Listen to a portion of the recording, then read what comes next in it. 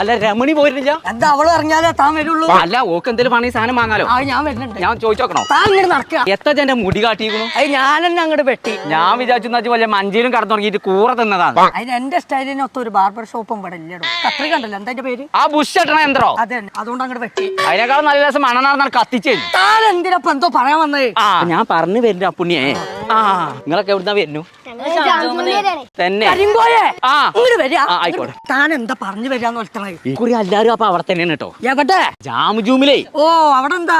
അവിടെ കുറി ഈദ് മോശമായിട്ട് തന്നെ നടത്തണേ. ജാം ജൂമാൻ അങ്ങനെ ഈദ് മോശമായിട്ടൊന്നും കൊടുക്കൂലല്ലോ. പക്ഷെ അതിന് തെളിവ് ഞാൻ കൊടുത്തുകൂടെ? എന്താ ഇതോ നോക്കേ. ആഹാ നിന്റെ അടുത്തുണ്ടല്ലോ.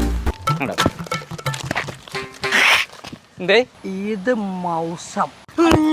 ഞാൻ പോയി ചോദിച്ചോക്കട്ടെ. എന്തേ? മാനം കൊണ്ടുവരാൻ പറഞ്ഞു. അതൊന്നല്ല ഇങ്ങോട്ട് വരിക അല്ലേ? ഞാൻ ദിവ്യ ദൃഷ്ടിയിൽ കാണാണ് കോയെ.